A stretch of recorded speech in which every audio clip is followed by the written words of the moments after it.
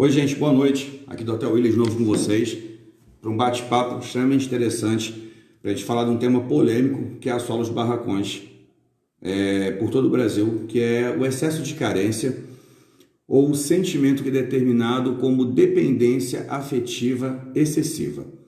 Meu colofé, meu mucuyu, meu saravá, meu oré, meu boa noite a todos.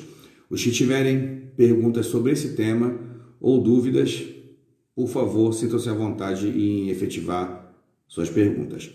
Bem, para a gente poder falar de carência, gente, um ser carente, Colofé Marquinhos, a gente primeiro tem que definir o que é estado de espírito e o que é transtorno. Estado de espírito é a forma com a qual eu me encontro, é o sentimento que eu estou passando naquele momento, Colofé Ju. E o transtorno é quando tudo que eu faço fica excessivo. Por isso a palavra transtorno, que não vai ir além, Colofé Pai Emerson, ir além do que era para ir. Então a gente começa definindo o que são carências. Carência é todo sentimento ímpar que vai conotar necessidade extrema de algo ou, de uma certa forma, a privação de algo. Colofé Marcelinho, Colofé, um só. A carência afetiva, gente, é a necessidade e o estado de um mergulho tão profundo no sentimento chamado medo, na emoção chamada medo. Dentro desse sentimento chamado medo, a pessoa começa a ter uma autocobrança tão gigantesca que leva ela a entender que ela vai se sabotar somente por se sentir rejeitado. Colofé, Lucimar, tudo bom, meu amor? Boa noite, que abençoe a sua bênção. Então, quando a gente chega no estado de carência, a gente pula muito rapidamente para um sentimento chamado de dependência emocional afetiva, que é quando eu só consigo, Colofé Manjá, que eu só consigo enxergar a minha felicidade perante a posição ou a existência de um outro ser. É interessante porque quando a gente fala desses resultados sentimentais ou passionais ou emocionais, a gente tem que classificar e mencionar dentro dessa afetividade excessiva quais são os seus cunhos primordiais. Colofé, Evani, tudo bom, amor? Tudo bem, graças a Deus. Então, dentro da carência, a gente tem a necessidade de chamar a atenção. É o fator mais forte entre os vários motivos que eu vou falar agora. O envolvimento com coisas perigosas, a privação das suas atividades pessoais de estudo e profissionais, a dificuldade em prosseguir à frente, medo de solidão, medo de não ter com quem você possa dividir as suas respostas de positividade, a submissão extrema, que já é um outro lado. Quando a gente fala da necessidade de chamar a atenção, a gente fala das pessoas que vão provocar, assim como crianças, que a mãe chega do trabalho em casa cansada, a criança faz birra, bate pé, vinho. Boa noite, Helene, tudo bom? Boa noite, Monara, Pai abençoe sua bênção, Colofé, Sueli. Então a criança bate o pezinho, ela quer chamar a atenção. E de uma certa forma, ela faz isso como contrariedade à mãe pelo abandono que a mãe cometeu, porque ele ainda não entende, ele não é responsável em entender que a mãe foi trabalhar para sustentá-lo. Então sempre existe um estado de déficit da mãe para com essa criança. Quando a gente começa a ir para os sentimentos de submissão extrema e sentimentos de inferioridade, eu tenho a pessoa que sofre por se sentir inferior e não chegar a lugar nenhum. Colofé, Wagner. E dentro dessa questão da submissão extrema, a gente vai ter ali a dificuldade de reagir. A pessoa não reage porque ela não tem respostas ativas e imediatas. Colofé, Roberta, beijo, amiga. Ela acaba cometendo ciúme excessivo porque ela não vai reagir, não vai competir. Ela começa a viver em função de alguém. E ela começa a não ter planos e nem estratégias que levem ela a construir ou preparar um destino próprio. Porém, quando a gente entende que a pessoa começa a se neutralizar em prol de um outro, e que ele entende que o outro é senhor da sua felicidade, a gente tem que começar a entender que quando a gente vai falar da cura dessa carência, pô, estou de saco cheio, eu não consigo ter felicidade, eu só consigo estar bem quando eu estou próximo a alguém, eu faço de tudo, eu mudo meus horários, saio do trabalho mais cedo, eu deixo de colocar a blusa que eu gosto, deixo de comer o que eu gosto, eu emagreço, eu passo privação em prol do sentimento para com o outro, em prol de agradar o outro. Quando a gente fala a palavra cura, existe cura para a carência ou para o sistema de dependência emocional extrema? Existe muita cura. Colofé, Monara, minha mãe olhar é minha navalha, é minha alegria, que abençoe a todos nós. Muito obrigado, meu amor. Quando eu pergunto, existe cura para tudo isso? Se você me perguntar, eu vou te falar que existe. Porém, a primeira cura, interna e externa, é entender as várias expressões de amor. Por exemplo, digamos que eu estou comendo demais e meu colesterol está na tampa. E um exemplo, a só da minha casa, a Andressa passou por aqui, ela fala: Dotel, só não vai mais comer gordura, vamos dar o fim do chocolate, tudo por aí. Quando eu recebo um sentimento de cobrança para a minha melhoria, eu tenho que entender que esse sentimento é evolutivo, esse sentimento vai me situar para que eu possa entender aquela forma de amor. Só que muitas vezes o carente ou dependente, ele não quer regressão na cobrança, ele quer apoio. E quando você o apoia, você está dando a ele mais uma chave para que ele possa abrir mais uma porta para ele mergulhar mais fundo nesse sentimento. Em suma, as pessoas têm que buscar entender as várias formas de amor, elas têm que buscar melhorar como pessoa, pegando aquela base que eu sempre falo, que ser pessoa é ter posse de si mesmo, é possuir a si mesmo e criar expectativas, observar expectativas que te levem a uma melhoria. E entender primordialmente o carente, tem que entender suas limitações. Às vezes eu sou um carente que ama um fisiculturista, eu sou obeso, e eu não vou conseguir acompanhar o fisiculturista, vou me frustrar, e em prol daquilo eu paro a minha vida. Às vezes eu sou um carente que não me dou bem com ordens no trabalho, então eu vou ter dificuldade de adquirir prosperidade, porque eu nunca vou conseguir ter do meu patrão a atenção suficiente que eu busco, porque eu vou querer levantar, Colofé, Josiele, eu vou querer levantar um papel e ter uma salva de palmas ao mesmo tempo. Além da gente conhecer nossas limitações, a gente tem que aprimorar nossas qualidades. Colofé, Ju, não te mandei a confirmação, eu te mando daqui a pouco, tá? Quando eu busco aprimorar as minhas qualidades e aprimorar minhas necessidades, eu tenho que entender que se eu não gosto de receber ordem, mas eu gosto de dinheiro, e nessa qualidade eu faço um bolo bom, eu tenho que saber sozinho fazer aquele bolo e comercializar. Porque eu vou ter dificuldade, porque a gente vai entrar lá na frente desse assunto, a gente vai entrar nas psicopatologias, que são as diferenças entre estado de espírito e transtorno. A psicopatologia, ela já é uma leitura psicológica que leva ao lado de entender uma doença. Assim que eu comecei a entender e aprimorar minhas necessidades, eu vou valorizar todas as oportunidades que eu tenha. Valorizando as oportunidades, eu vou entender tudo que eu tenho que adquirir e fazer, porque eu tenho que ter na minha cabeça somente uma coisa: se eu estou mal ou bem, se eu estou pouco ou muito, tudo isso foi resultado de escolhas que eu me ancorei na carência e que foram feitas por mim. Então, se hoje eu estou sem trabalho, sem amor, sem felicidade, sem projeção, sem projeto de vida, nada disso é culpa do outro. O outro não tem culpa. São formas de responsabilidade sobre tudo que nós fizemos. Tudo que eu sou é um reflexo do que eu plantei ou escolhi. Porém, dentro desse assunto, gente, a gente tem as inconveniências causadas pela carência, e nisso um barracão sofre demais. Quando um carente de estado de espírito, ele está em crise, ele está em começo de inflamação de carência, ele vai escolher minuciosamente, ele vai selecionar uma vítima. Só que essa vítima, no caso zeladora, mãe pequena, um amigo do barracão, um irmão de santo, essa vítima vai sofrer de uma tal forma, porque ela vai ter que receber o peso dobrado, porque ela vai ter que suprir a atenção, buscar tempo para a atenção, responder quando não puder dar atenção e, primordialmente, tentar achar nesse vínculo de carência um espaço para que ela possa respirar. O carente não entende que o outro precisa estar um tempo sozinho, porque o carente nunca está sozinho. E a fórmula do primeiro caminho de vitória para vencer a ansiedade para o carente é que ele consiga passar um tempo com ele mesmo. Ler um bom livro, assistir um bom filme, estar sozinho na sua casa, sair para passear, sair para estar com ele mesmo. Estando com ele mesmo, ele tem posse dele mesmo e, de uma certa forma, ele vai conseguir começar a entender a sua carência. Colofé, Tiago, vencendo a sua carência, se envolvendo ele com ele mesmo.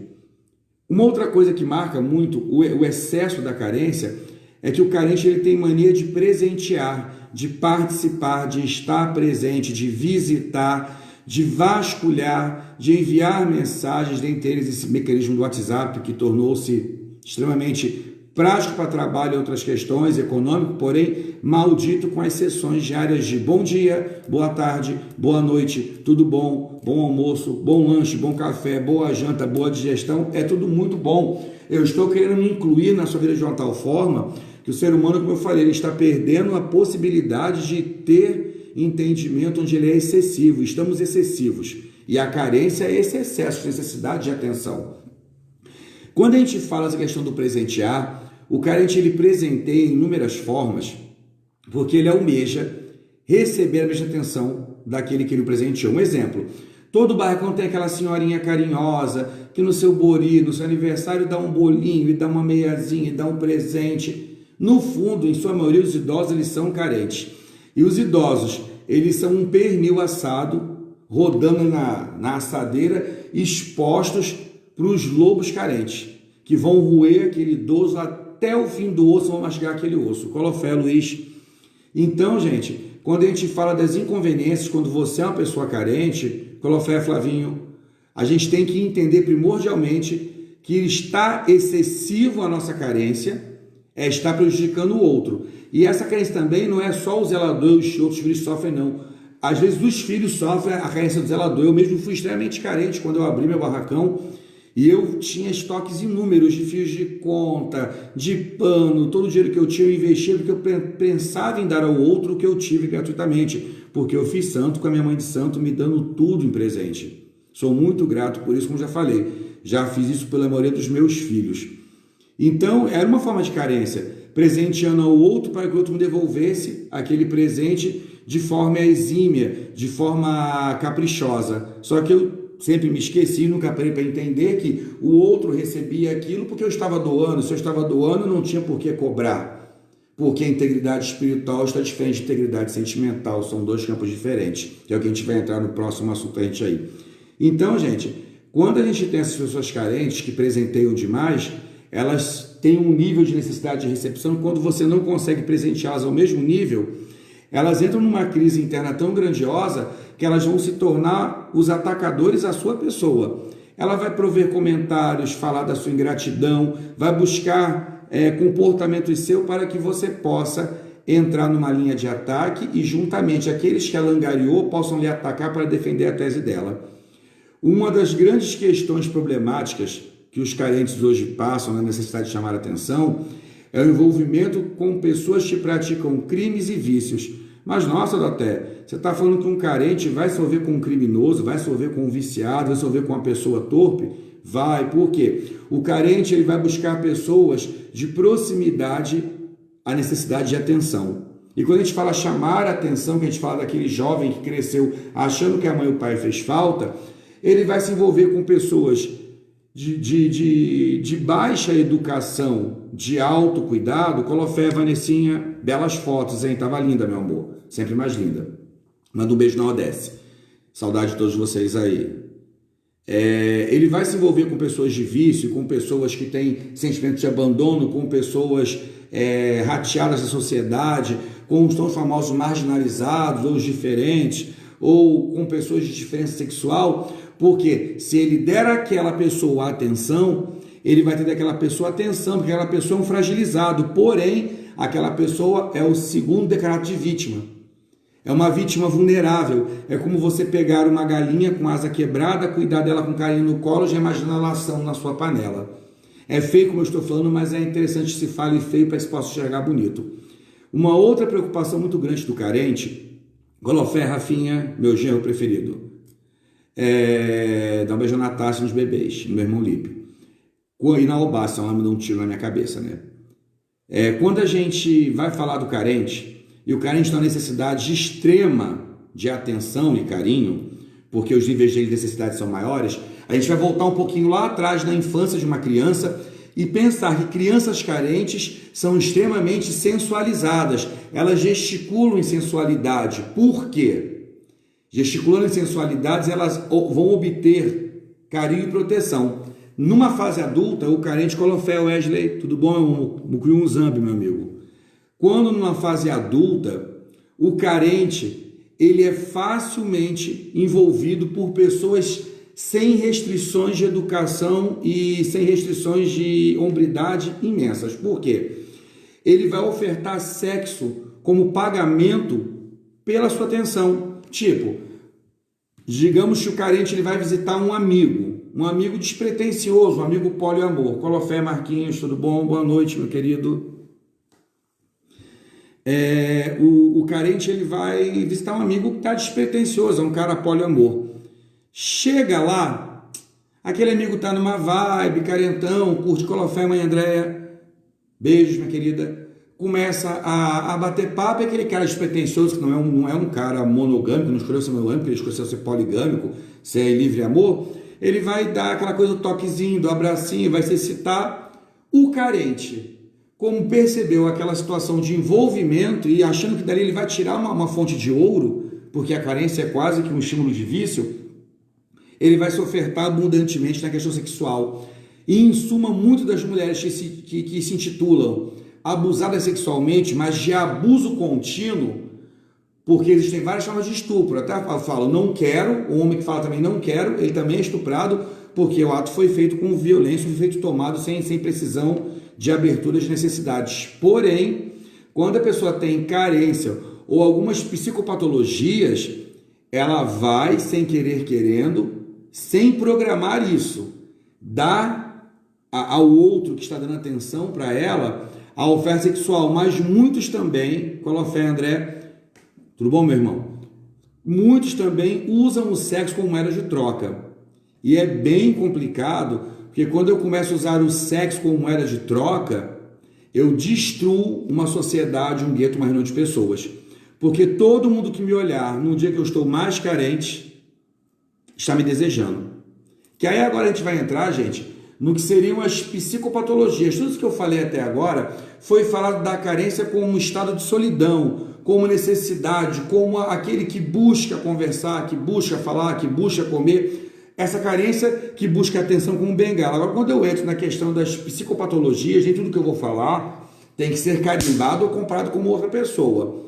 Mas a carência extrema, levada à dependência emocional, elas já são pré-indícios de uma doença chamada borderline.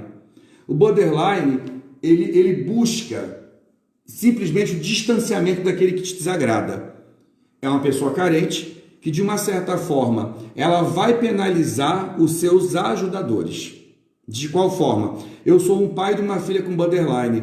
Como eu ajudo ela e ela almeja atenção não minha, mas de fora, toda vez que ela buscar a minha atenção que eu não souber dar, ela vai me agredir. Em geral, o borderline ele age com agressividade imediata. Um exemplo, um amigo meu que tem o transtorno de borderline, ele quer uma atenção minha agora, eu não consigo falar com ele. Ele é capaz de sair da minha casa para fumar um cigarro do lado de fora, beber um copo d'água, ou usar o celular e arranhar o meu carro. Porque ele precisa saber intensamente, Colofé, irmão Flávio, que você apareceu o seu rostinho aqui, estou em débito contigo, mas a gente se fala já amanhã, cara. Então eu preciso falar, trocar umas ideias contigo. Então acontece, quando eu tenho aí uma psicopatologia ligada ao borderline, eu tenho uma pessoa que vai ter uma resposta agressiva. E na resposta agressiva, ela vai buscar guetos de união, onde ela possa mostrar a você, que é o ajudador e acusado, que ela vai se adequar, ela vai buscar comportamentos igual àqueles guetos. O borderline ele sempre tenta friccionar, atuar em ataque contra o seu maior ajudador ou o seu maior espelho de contemplamento. Entendeu? Quando eu vou à bipolaridade, é um caso que não se encaixa aqui. Porém, a marca maior do bipolar, o bipolar ele tem uma visão frontal e duas visões periféricas. Então, eu sou um bipolar, um exemplo, longe de mim, que o Loé, você nunca deixe de ser assim, e que cure aqueles que são. Colofé, Vanusa. Então, o bipolar está indo aqui. Nossa, eu esbarrei com um doté. Eu gostei desse chapéu, não tenho dinheiro para comprar. Esse chapéu era meu. O doté roubou o seu chapéu. O doté roubou a sua ideia, o doté quer o seu chapéu, o doté não presta, ele é um ladrão. O borderline ele tem a questão de andar em três mundos. E nesses três mundos, ele tenta buscar uma palavra para poder agredir ao outro. Ele cria mentiras, acredita nas mentiras dele, ele tem o rompante, o ataque, ele ataca, quando ele esfria, ele volta à razão. Então, o bipolar são pessoas que conseguem ter polaridades inúmeras e dentro de um assunto de um achismo encontrar a vertente verdadeira, a sua opinião, a opinião do outro, e misturar tudo e fazer uma lapa com batata aí, gente. Agora também dentro da questão da carência e depressão e dependência afetiva emocional extrema, a gente tem a necessidade compulsiva sexual que se dá aos homens. E eu vou falar aqui como homem gay, de uma das maiores críticas que a sociedade tem sobre o homem gay, primeiro porque a sociedade criou o casal heteronormativo, casadinho, família, tudo bonitinho, muito legal. Então o gay não conjurava casal, até um tempo atrás agora, não conjurava criar filhos, então não era um lucro para a sociedade. O gay não tinha que juntar dinheiro para construir patrimônio com outra pessoa e no final repartir. Porém, nessa nova realidade agora, Vanusa, rótulos, bipolaridade, minha querida, vou interromper um pouquinho aqui. Você só pode aceitar esse rótulo dado por um psicoterapeuta ou por um analista terapeuta. Qualquer um que brinque, chame de bipolar, use da frase não, eu não aceito. Não é meu peso, tá? Eu não sou psicólogo nem terapeuta, mas é extremamente ruim você ter um rótulo de bipolaridade. A não ser, Vanusa, que você entenda e compreenda que você tem essa visão tripla. Então, muito legal você buscar um terapeuta, um psicólogo, um psicanalista, porque a fuga do bipolar está na fraqueza da infância. O bipolar ele não gosta de aceitar a fraqueza do pai e da mãe, porque ele traz a herança de tudo que ele almeja. Geralmente os bipolares, todos que eu conheci, eles eram extremamente autovalorizados, eram narcisos, que tinha falado na frente ao extremo, eles eram pessoas que buscavam envaidecimento, beleza, fugir aos parâmetros, altas importâncias, entendeu? Porque eles não aceitam estar na mesma gramatura de outras pessoas. Então, indiferente de você ser assim ou não, ou se achar assim ou não, Vanusa, meu conselho como amigo é que você busque, entendeu, uma terapia. Se você precisar, me chame em inbox, eu tenho um terapeuta que às vezes ele atende por gratuidade, não para fazer uma terapia inteira, mas para uma entrevista, para poder te ajudar a dar um respiro, para você poder abrir a válvula do oxigênio. Mas não aceite um estudo que não seja seu, tá bom? Porque isso acontece muito na infância. A mãe diz à criança, você é louca, você é perturbada, você é chata. A criança vai crescer se achando dessa forma e, por consequência, vai se tornar um adulto com transtornos. Entendi, Vanusa. Você faz tratamento há 20 anos. Infelizmente não, felizmente, minha querida, porque graças a Deus tem condições de tratamento. Muitos aí querem fazer e não conseguem, tá? Mas tem a visão de tratamento, não entendi. Sim, faz tratamento há 20 anos, infelizmente. Viu? Mas tenho visão de tratamento. Ou, eu não entendi o que você me falou, Vanusa. Ou eu estou lendo rápido demais, eu também enxergo um pouquinho mal. Você não consegue ter a visão do seu tratamento ou você tem visão do seu tratamento? Porque quando a gente está engessado ou enraizado num fator, o nosso terapeuta não consegue desenvolver na gente cura, ou nem cura, o terapeuta não nos cura, ele faz com que a gente enxergue aquele problema. De certa forma, Vanusa, você precisa ver se você não fez o inverso com o seu terapeuta, se você já não perdeu a empatia. O meu terapeuta, eu enxergo ele como o meu melhor amigo, como o cara mais fera dos feras, até na contrariedade. Eu consigo xingá-lo e dar um beijo na bochecha dele. Entendeu? Então tem que ver qual defesa você não desenvolveu com o seu terapeuta. Às vezes, um exemplo, eu sou fóbico com agulhas.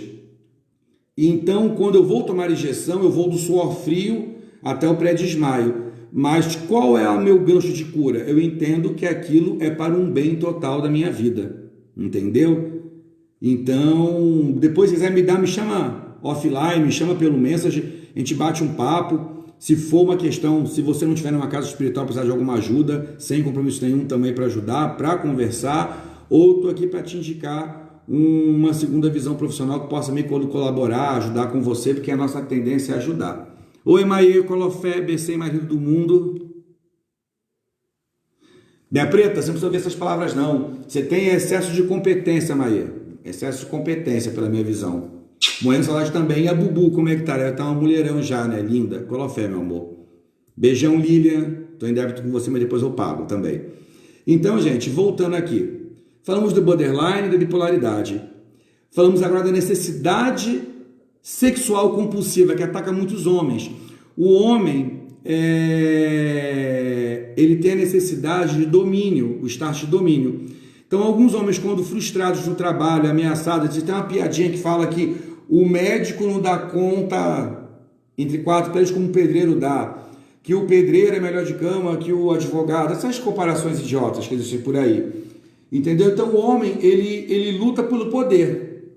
Então, ele tem o poder financeiro, ou o poder patrimonial, ou o poder sexual. São os falos que geram um guerreiro também, né? Não, que bom que você tem noção dos tratamentos e dos medicamentos. Mas, porém, conversar e esvaziar sempre é muito bom, tá, Vanusa? Colocar para fora e abrir a tampinha, porque quando a gente remexe na lixeira, cai alguma lembrança que não é muito legal. Então, às vezes, vale a pena ouvir isso e falar com o outro, dividir, separar. O que eu faço com vocês é uma terapia para mim também, é dividir com o outro um pouco que eu sei. Sim, André, pai André, a mente pra gente, até porque a gente é pré-programado, né? A gente não tem um cabinho USB que põe aqui, põe o que a gente quer. O negócio acontece organicamente. Então, voltando aqui, gente, o homem tem necessidade de domínio de falo. Os filhotinhos de homem, os animaizinhos, cachorrinhos, gatinhos, leõezinhos, ursinhos, eles brincam o quê? De porradinha, de morder, de domínio. Às vezes os filhotinhos têm até uma brincadeirinha de um se esfregar no outro, demonstrando domínio e sexo, entendeu? Que é uma coisa que eu pretendo falar futuramente, essa questão, esse declívio de pensamento que o homem hétero acha que a travesti ou a transexual tem necessidade de, na linguagem clara, dar para ele. O homem, ele se acha tão hétero que ele acha que o vertente diferenciado que ele não entende, ele é tão másculo que aquela mulher, por formação, tem necessidade do corpo dele. Isso aí já é uma necessidade compulsiva sexual. Trocar sexo, ejaculação, orgasmo, por vitória. Então eu ponho o orgasmo no lugar de um estudo, eu coloco o orgasmo no lugar do compromisso, eu coloco o orgasmo no lugar de uma responsabilidade, eu coloco o orgasmo no lugar de uma melhoria. Colofé, Gabriel, tudo bom, meu amor? Colofé, Ericão. Fora da necessidade sexual compulsiva, até porque é muito normal que o homem tenha da mulher receptividade quase filho, bebezão, e a mulher sempre seja mãe, tia, prima, avó, que a mulher é muito completa, é uma desvirtuação de carência muito complicada. E existem homens que são sonsos.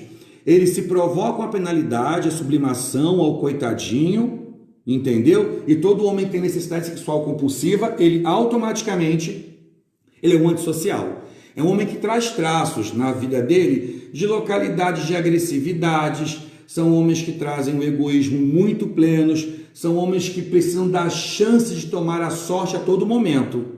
Por isso que o sexo é um elemento fácil e por isso que o gay é tão criticado, porque o gay, ele acaba, alguns héteros também, mas é muito normal você ouvir muito mais falar que o gay transou no mato do Taquaral, o gay transou no beiro público, o gay transou na praia, essas questões. Como são dois homens, dois dominantes, dois com necessidade sexual compulsiva. E com essa juventude agora que não busca nada fazer para crescer, compulsividade sexual 24 horas por dia. Vamos pagar tudo com sexo, vamos repor o sexo nas lacunas que estão abertas. Então, quando a gente fala da necessidade sexual compulsiva, a gente vai pular daí para a ansiedade. Que depois, no outro vídeo, a gente vai falar dessa questão que eu falei do hétero e da trans, da travesti, essa toda assim. A ansiedade, gente, é um sentimento de contraste e de constância.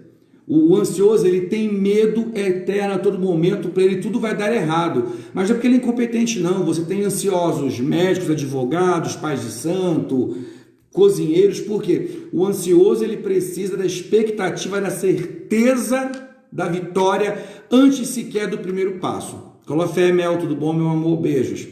Eu vou contar para vocês, dividir com vocês uma experiência de ansiedade que eu tive. Quando eu tive, há um tempo atrás, eu tinha pânico extremo. Eu tinha ansiedade antes de vestir meu santo. Eu queria calcular, você vê, o orixá parece tão sagrado, né? Eu queria calcular se iriam amarrar minhas anáguas muito fortes, porque como eu estudei para ser bombeiro civil, então eu li muito sobre garroteamento, gangrenamento e outras coisas. Aí eu queria saber se eu tivesse um disparo cardíaco, um AVC, um aneurisma, um infarto, uma tosse, se eu engasgasse, se alguém teria capacidade de me salvar. Eu estava sofrendo antes que acontecesse. Mas tudo era o pânico pela claustrofobia em estar preso na situação de incorporação. Que é até um assunto legal a falar futuramente, que eu não creio que ninguém morre incorporado. Com o tempo, Com o tempo, você vai tendo necessidades sinuosas de desligue. Seu Vodum vai te dominando e vai te desligando. Tanto é que eu tinha crises de pânico, meu Vodum chegava no pânico e dava consciência ao rum dele. Quando eu acordava, eu falava, nossa, que idiotice, toda essa esquisitice que eu tive, para o meu Vodum estar belo e feliz na praça, né? Transtorno de ansiedade, Rafa, é complicado. Quando a gente entra com a palavra transtorno, a gente não é mais estado de fato, tá? O transtorno de ansiedade é sinal que a ansiedade se tornou uma psicopatologia contigo. Mas, graças a Deus, acho que eu não enxerguei isso em você ainda. Ainda bem que você tinha o diagnóstico. E, graças a Deus, Odé hoje não existe mais, né? Então, gente, a ansiedade, voltando para ela, é a necessidade de resposta imediata antes da pergunta. Vou perguntar, estou bom? No nisso tem que me sentir lindo. Porque se não estou bom, na palavra nito, eu ver um pelo, acabou a minha beleza. Os ansiosos são aqueles que dão chiliques. Vamos jantar? Vamos. Nossa, sapato diferente, eu não vou mais. Mãe, tem muito. Mãe e pai de santo também tem esses chiliques.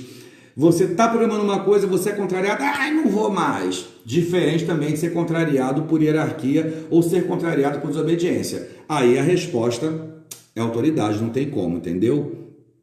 Ah, passou depois você foi lá para casa? Colou fé, preto. Na verdade, a gente não é dono da cura nem nada, a gente só representa os grandes médicos que estão lá em cima, né?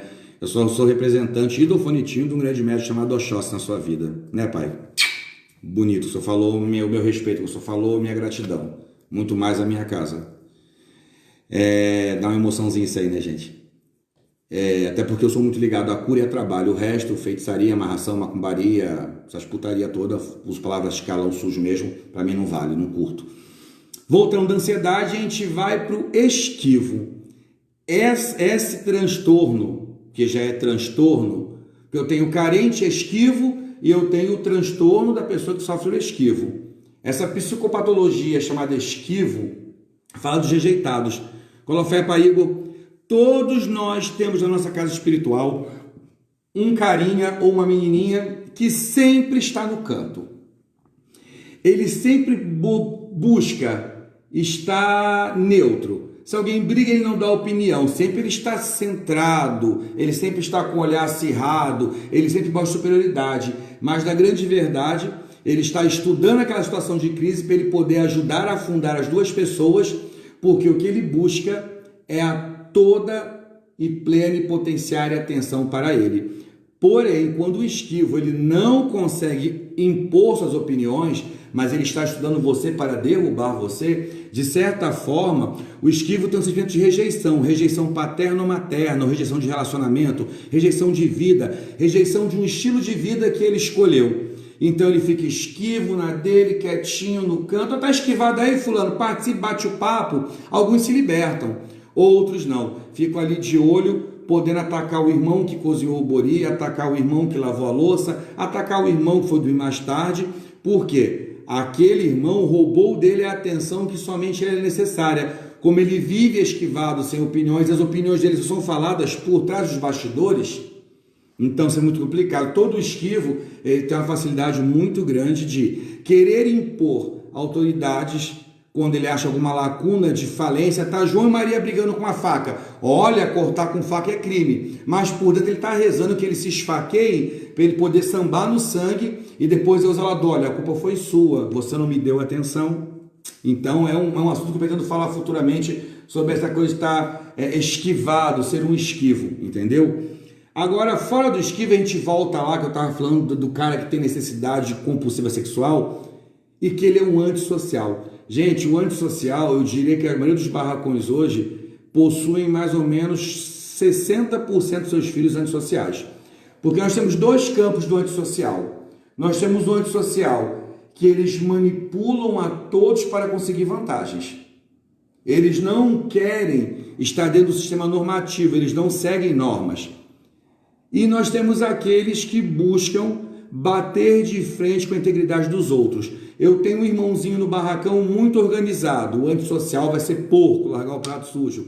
Eu tenho um irmãozinho muito trabalhador, o antissocial é festeiro, beberrão, no banco, a história dele. Eu tenho um irmãozinho muito trabalhador, o antissocial é vagabundo, na linguagem mais clara. Eu tenho um irmãozinho que é casado. O antissocial é extremamente promíscuo. E nós temos o antissocial de uma segunda visibilidade, que são os histéricos agressivos. Existe o antissocial, pessoa que vai tender à marginalidade e vai defender essa tese que ser mal, ser mano, ser correria é o que vale, entendeu? E nós temos o antissocial histérico agressivo, que ele vai gritar por tudo. Ele chega no barracão gritando, ele é infeliz, ele é triste, ele grita com o irmão, com o pai, com o tio, com o primo, ele é agressivo, ele quando quer ele brinca, quando ele não quer ele agride, quando ele não quer os dois, ele busca de forma silenciosa, igual o esquivo, manipular alguém para alguém provar a constituição para ele. O antissocial histérico agressivo, ele nunca comete as coisas. E se você colocar ele em confronto, você pegou esse antissocial histérico agressivo pegando uma caneta.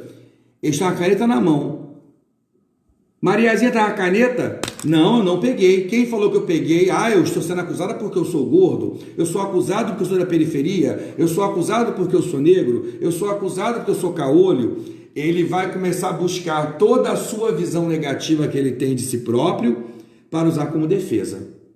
Porém, a menor chance que ele tiver, ele só não tem coragem de ir para o afronto.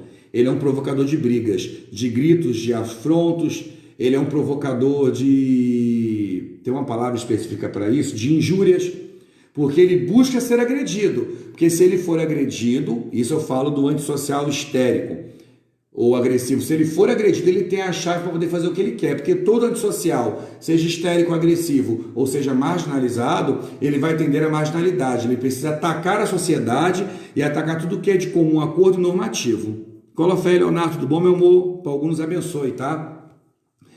Quando eu saio desse cara, dessa menina, dessa mulher, o homem antissocial, eu vou ver um narcisista no outro canto.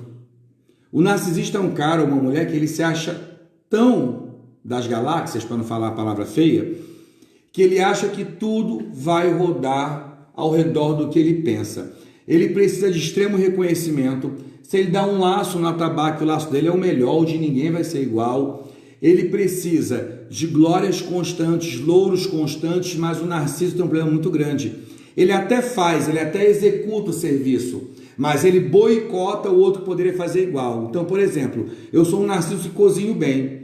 Eu enxergo que por muitas vezes na casa do meu zelador, eu boicotei algumas irmãs que cozinhavam bem, porque eu queria glória só para mim. Hoje não, bem. Quero mais que elas me ajudem. Hoje eu quero mais ficar como auxiliar das minhas irmãs mais velhas, porque eu recebo minhas ordens, faço o que fizer, der alguma coisa errada, alguém vai assumir aquilo junto comigo.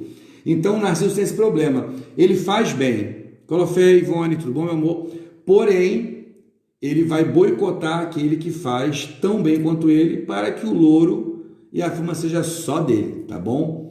Agora, quando a gente sai de todos esses aspectos, como o povo com as psicopatologias de borderline, transtorno de bipolaridade, transtorno de sexualidade compulsiva, transtorno de ansiedade, transtorno de esquivo, transtorno antissocial, transtorno narcisista, nós vamos entrar num dos assuntos que eu achei mais interessante dentro do meu estudo aprender, que foi sobre os histriônicos.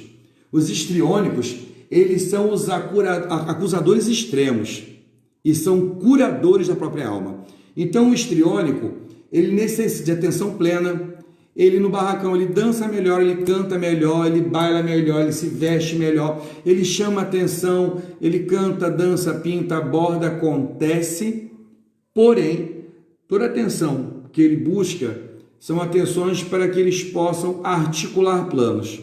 Eles gesticulam planos e, primordialmente, o histriônico é aquela pessoa extremamente poderosa, mas que ele vai sempre ser um inadequado, talvez, a algum local, a alguma sociedade espiritual, porque ele sempre vai ter uma conotação sexual, altamente sexual.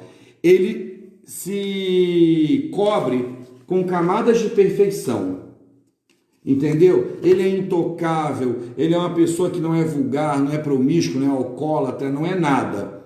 Ele ataca essas inqualidades dos irmãos. Ele também age com exímio, excelente em tudo, porém muito falador, muito comunicador. Às vezes no meio de uma roda de conversa ele fala mais alto para chamar a atenção, ou no meio da roda de candomblé ele dá uma pirueta mais que outra pessoa, coisa que eu não concordo. Eu acho que humanos não deveriam repetir atos que os voduns fazem. Eu sei que em algumas nações os irmãos mais velhos podem entrar na roda e proceder a atos que o seu santo faz, como ato de orgulho de chegar àquela idade de santo. Porém, eu não concordo, é minha opinião. Acho que a gente não repete o que o sagrado repete. No máximo, a gente acompanha, ou quem acompanha requete. Porém, esse histriônico, ele vai buscar estalos de luz, como um artista, como um cantor, como uma atriz. E o histriônico, ele consegue ser atriz principal, consegue ser a atriz principal da sua novela. Ele consegue ser a atriz principal da novela do outro. Só que todas essas conotações, qualidades e excessos estão coligados a uma persuasão do ser muito gigantesca. Todo histriônico ele consegue persuadir uma pessoa, Mel, é bem por aí mesmo, eles são arquitetos mentais.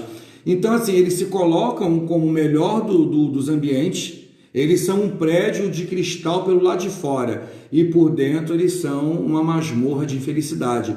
E eles arrastam, penalizam e apreendem e prendem pessoas nessa masmorra. E o muito ruim do histriônico são os excessos de conotação sexual. Ele busca muita atenção, porque essa atenção vai repor a necessidade sexual que ele precisa ter. Então, um carente histriônico é uma pessoa que precisa de muitos toques. Por isso, algumas pessoas, quando estão meio chapadinhas, elas têm a facilidade de tocar demais. Porque quando elas bebem, elas podem libertar o que elas são. Bem, gente, o que a gente tem que entender de tudo isso aí, para a gente encurtar o assunto, está começando a ficar longo, porque a minha marca registrada torna o assunto longo, forme raízes desse assunto. É a gente entender a diferença entre estado de espírito e transtorno, como o Rafinha falou há um tempo atrás aqui. O transtorno, quando a palavra entra como transtorno, é quando alguém está causando transtorno numa sociedade e quando seus atos transtornam a sua vida. Portanto, gente, ser carente é uma incoerência de necessidade, é uma cobrança extrema por ser solitário e pelo medo. Parece com depressão, mas não é depressão. Porque na carência, entendeu? Você tem necessidade de aprimorar as suas limitações. Se limite e entenda que o outro não vai te dar. Na depressão, eu aprimoro minhas qualidades e faço porque as minhas qualidades fazem falta naquela sociedade. Mas no comum de tudo, eu espero que os que são carentes se reconheçam, os que conhecem alguém carente de estado de espírito possam dar aquele toquinho, não alimentem o carente, não deem ao carente a necessidade ou talento para que ele se torne um dependente afetivo. Também, se você se sentir sufocado por uma pessoa carente, tem educação de diga, você está me sufocando. O zelador passa muito por isso, porque o carente ele não entende relógio, todo o tempo é o tempo dele. Tanto é que o carente ansioso, se ele tem uma consulta com você para fazer de búzio, ele tem uma boa para fazer, no sábado, na segunda-feira ele começa a recriar novas situações para poder ter mais atenção sua. Entendeu? A gente consegue encontrar muita carência nos barracões mais antigos de Umbanda, que abrem a consultas. Você vê uma série de pessoas indo tratar de assuntos por 3, 4, 5, 6 meses, porque eles vão buscar ali a questão da atenção que eles não têm. E por ser uma atenção santa, das divindades santas, é uma atenção redobrada. Por isso que às vezes muitos se viciam nas coisas. Da mesma forma que os histriônicos, Mel, eles se viciam na necessidade de dizer ao médico que eles precisam de um toque ou de um medicamento que dá uma suprida para baixar os níveis deles. O mais importante entender, gente, que a pessoa carente, ela tem a facilidade, se você tem um filho carente, um adolescente, um filho de santo carente, ele vai ter a facilidade de envolvimento com pessoas não muito legais. Porque aquelas pessoas precisam de atenção. Só que se envolvendo com elas, ele vai ter que nutri-las também de atenção e vai ter que andar de acordo com elas.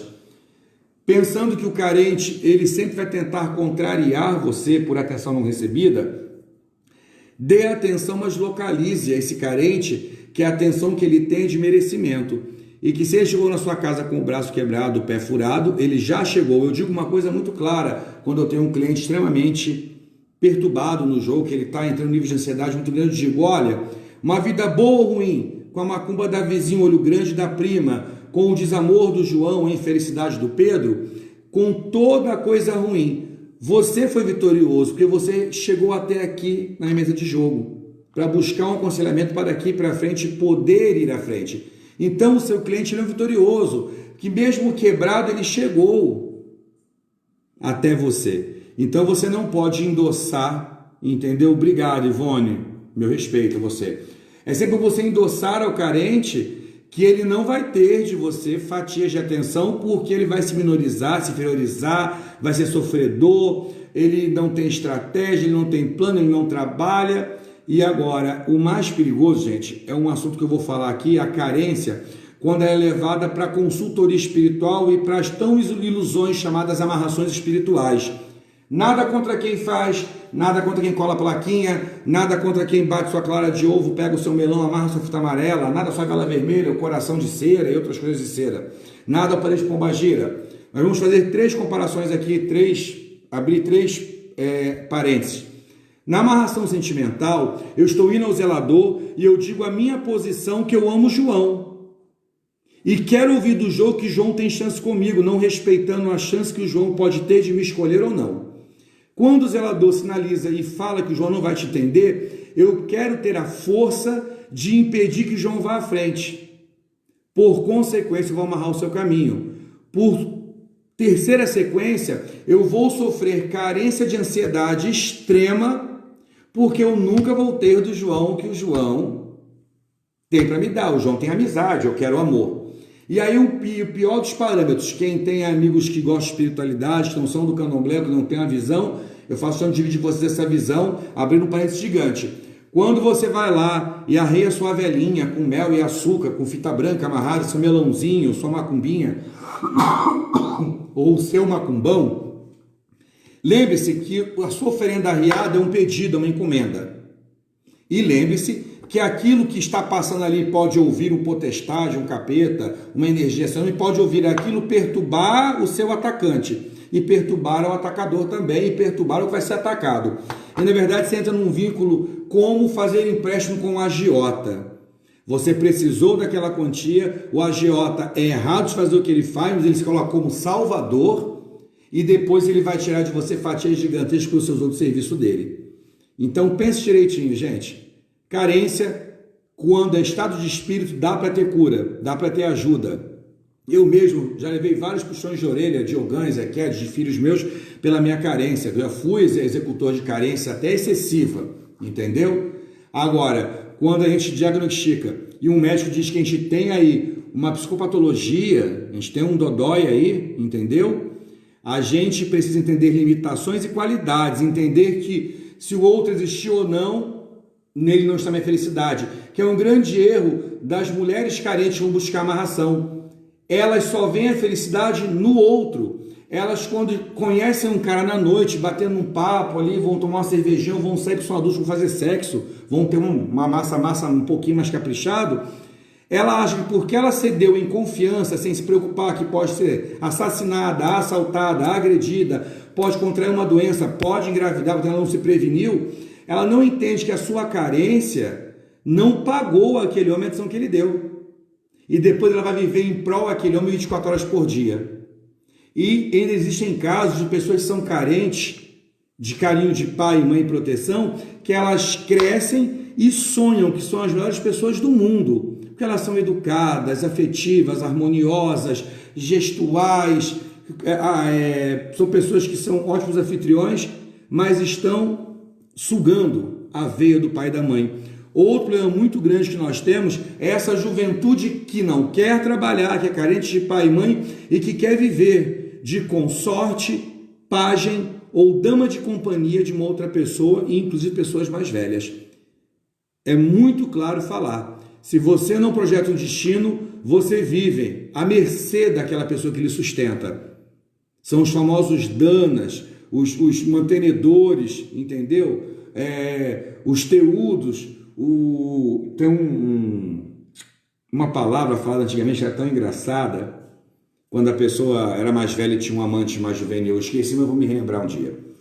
Então, as pessoas mais jovens que querem depender dos favores financeiros dos mais velhos, têm que entender se elas querem ter vida, liberdade, sensualidade, tudo, elas têm que se sustentar. Estão carentes, recebem aquele ajudador, dinheiro, carinho, sexo, amizade, mas depois começa a querer reagir às cobranças que aquela mulher mais velha faz. No Rio, quando eu morava no Rio, eu ouvia muitos casos de mulheres carentes que colocavam garotinhos na sua casa e depois o garotinho virava seu agressor, entendeu? E por aí a coisa vai. Deixa eu dar uma lidinha no que a Mel escreveu aqui, gente, que acabou que eu não li.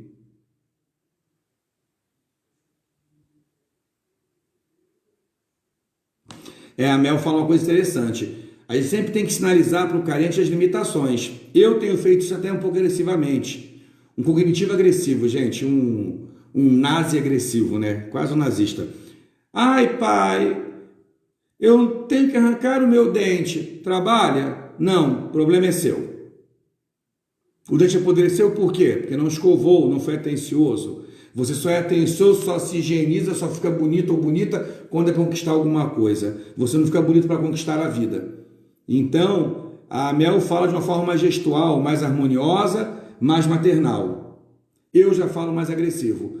Eu, ultimamente, a minha política é: não espere que eu vá suprir sua necessidade. Eu não sou seu pai nem a sua mãe. Faço o papel de, contribuo com a educação, mas minimamente cada um tem que trazer consigo as suas limitações, necessidades e ambições. Gente, um grande beijo, Colofé, boa noite. Muito obrigado mais uma vez por vocês estarem aqui comigo. Obrigado aos que participaram. Se tiverem perguntas, gente, pode jogar a pergunta na minha timeline, que eu vou respondendo a vocês até em vídeos curtos. Entendeu? Pergunta bastante, me ajuda a estimular que eu estude. Entendeu? São as curiosidades de vocês e as minhas experiências pessoais de vida com todos vocês. Um grande beijo, até uma próxima. E eu espero que possa ter contribuído mais um pouquinho com vocês. E o que vocês ouviram aqui do que eu fui estudar para aprender, que também não sou dono de todo esse conhecimento, possa ajudar vocês na conta de casa, na conta como filho e na conta de amigos. Tá bom? Grande beijo, tchau, tchau, boa noite.